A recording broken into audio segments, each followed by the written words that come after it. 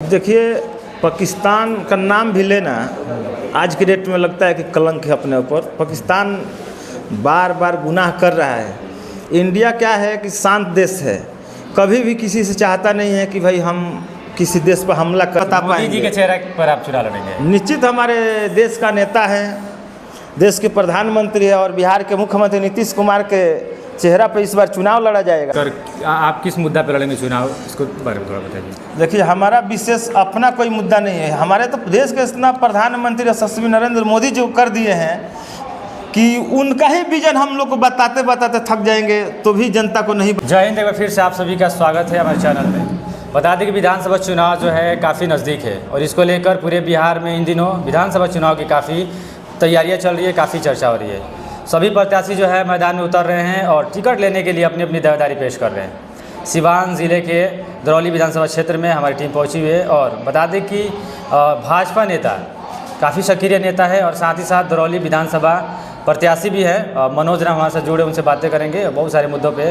और पहली बात यह है कि इनका हाल ही में बर्थडे मनाया गया, इसके लिए इनको हमारे चैनल के माध्यम से बहुत बहुत शुभकामनाएं। बता दें कहीं ना कहीं जिस प्रकार से दरौली विधानसभा में अगर विकास की बात किया जाए तो पिछले 5 सालों में या पिछले 10 सालों में विकास किस तरह से हुआ है, इन तमाम मुद्दाओं पे हम चर्चा करेंगे। कहीं ना कहीं जिस तरह से सिवान में आपराधिक मामले जो घट रहे हैं उन मामलों के बारे में जानने की कोशिश करेंगे। आइए भाजपा नेता मनोज राम से जुड़ने से पहले बात करते हैं। दर्शकों का भी स्वागत है जी, और हमारे तरफ से आपको भी शुभकामना और बधाई। अच्छा, नेताजी लगातार देखा जा रहा है कहीं ना कहीं भाजपा का जहाँ भी कार्यक्रम हो रहे हैं वहाँ पे आप पहुँच रहे हैं, काफ़ी सक्रिय नेता माने जा रहे हैं आजकल देखा जा रहा है। विधानसभा चुनाव जो है काफ़ी नज़दीक है, इसको लेकर बहुत सारे प्रत्याशी ऐसे हैं जो मार्केट में नए नए आ रहे हैं। खासकर दरौली विधानसभा क्षेत्र से बात करें तो भाजपा के बहुत सारे ऐसे नेता भी जो दावेदारी पेश करें टिकट को लेकर। इन लोगों के लिए क्या कुछ कहेंगे? देखिए, यहाँ या कहीं संविधान के नियम के अनुसार सभी लोग चुनाव लड़ सकते हैं, टिकट मांग सकते हैं, तो सबकी अपनी अपनी आज़ादी है। ये थोड़ी है कि हम अकेला है आदमी है कि हम ही चुनाव लड़ेंगे, सभी चुनाव लड़ सकते हैं, लड़ना भी चाहिए। ये तो अच्छी बात है कि हमारी भारतीय जनता पार्टी में इतना लोगों का मतलब क्या बोलते हैं, लोगों का इतना उत्साह है कि लोग हमारे पार्टी में इतना कैंडिडेट हो। कभी देखिएगा कि बहुत पहले भारतीय जनता पार्टी को कैंडिडेट नहीं मिलता था, लेकिन देश में जब से यशस्वी प्रधानमंत्री नरेंद्र मोदी जी ने आए और ऐसा काम किया कि उसको देखते हुए आज पूरे हिंदुस्तान के 40 करोड़ लोगों ने भारतीय जनता पार्टी को पसंद कर रहे हैं। ये तो बहुत हर्ष की बात है कि हमारे पार्टी में लगातार कैंडिडेटों की संख्या बढ़ रही है। यहीं पे दूसरी पार्टी है कि कोई लोग कैंडिडेट ढूंढ रहे हैं कि कोई कैंडिडेट मिल जाए लड़ने के लिए, लेकिन हमारी पार्टी में तो कैंडिडेट ऑटोमेटिक आ रहे हैं, तो इसके लिए कोई चिंता का विषय नहीं, खुशी की बात। एक समय था भाजपा के नेता का बयान, एक समय था कि सिवान में भाजपा का झंडा लगाया जाता था तो झंडा उखाड़ कर फेंक दिया जाता था, लेकिन कहीं ना कहीं देखा जा रहा है पूरे सिवान ज़िले में तो जगह जगह पे भाजपा का झंडा दिखाई दे रहा है। और ख़ास बात यह है कि सिवान में बड़े बड़े नेता भी बन रहे हैं आजकल भाजपा के, देखा जा रहा है। सांसद भी बने, ओम प्रकाश यादव हुए, चाहे मंगल पांडे हुए जो अभी मंत्री हैं। देखिए, भाजपा को सींचने में हमारे पूर्वजों का खून पसीना लगा है, तब उनके मेहनत के बदौलत आज भाजपा यहाँ तक पहुँची है। और सही बात है कि 90 में यहाँ पे झंडा लगाना अपराध माना जाता था, लेकिन कुछ हमारे पूर्वज के नेता हैं जो अभी भी जिंदा है, ऐसा नहीं कि मर गए हैं, बहुत लोग अभी नेता उसमें के जिंदा हैं कि लोगों ने पार्टी को सींचा। आज पार्टी आज देश की सबसे बड़ी पार्टी बनी हुई हमारी।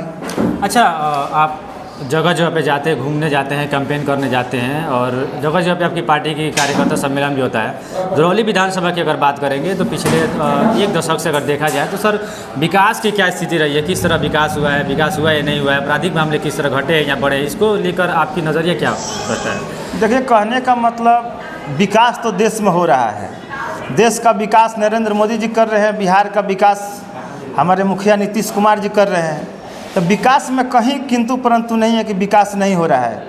आज देखिए देश कहाँ से कहाँ गया है, लेकिन हमारा दरौली विधानसभा क्या है कि लगातार हमारे दल का विधायक नहीं है, हमारे विपक्ष का विधायक है सतदेव राम।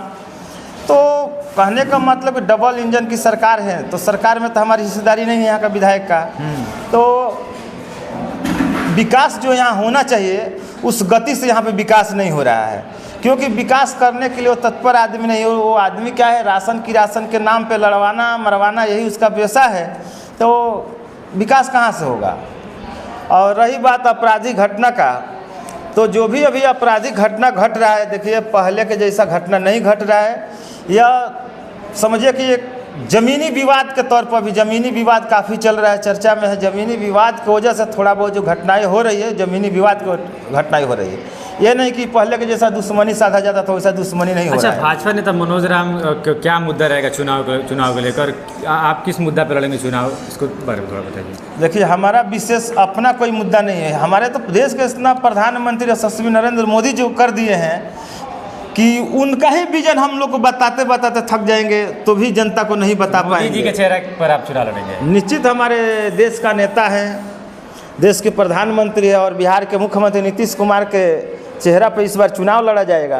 तो इतना जो काम हुआ उसी विजन पे हम लोग चुनाव मैदान में भी जाएंगे, जनता को बताएंगे, और जनता हम लोग को वोट भी देगी। और इस बार निश्चित तौर पर जो हमारी पार्टी की 225 सीट लाने का बात है, तो निश्चित तौर पर इस बार 225 भी सीट आएगा, और हमारे सिवान के 8 सीट एनडीए के खाता में आएगा। भाजपा 225 सीट लाएगी बिहार में? जी निश्चित। एनडीए गठबंधन, एनडीए गठबंधन कराएगी। सिवान में 8 सीट आप लोग जीत रहे हैं। हम लोग का कोशिश है कि सिवान के 8 सीट इस बार एनडीए गठबंधन के जो भी प्रत्याशी आए उसको हम लोग जिताने का काम करें। अच्छा नेताजी, कहीं ना कहीं देखा जा रहा है कि जिस प्रकार से इंडिया पाकिस्तान का युद्ध हो रहा था, कहीं ना कहीं मोदी जी के नेतृत्व में अगर कहा जाए तो जिस तरह से कल सीज फायर की घोषणा हुई, युद्ध विराम हुआ, लेकिन फिर अचानक से पाकिस्तान हमला कर देता देश पर, इसको किस रूप में देख रहे हैं आप? देखिए, पाकिस्तान का नाम भी लेना आज के डेट में लगता है कि कलंक है अपने ऊपर। पाकिस्तान बार बार गुनाह कर रहा है। इंडिया क्या है कि शांत देश है, कभी भी किसी से चाहता नहीं है कि भाई हम किसी देश पर हमला करें या लड़े। ये हमारी जो यहाँ के सनातनी लोग हैं, सभी लोग एक साथ रहना पसंद करते हैं। यहाँ भी मुस्लिम लोग हैं, सभी लोग हिंदू मुस्लिम एकता का प्रतीक भी देते हैं यहाँ पे।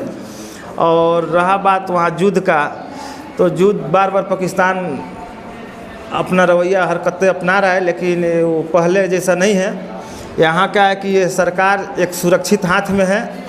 यहाँ का मुखिया नरेंद्र मोदी जी हैं, तो निश्चित तौर पर पाकिस्तान अगर छेड़ेगा तो समझिए कि उसका विनाश होना एकदम निश्चित है।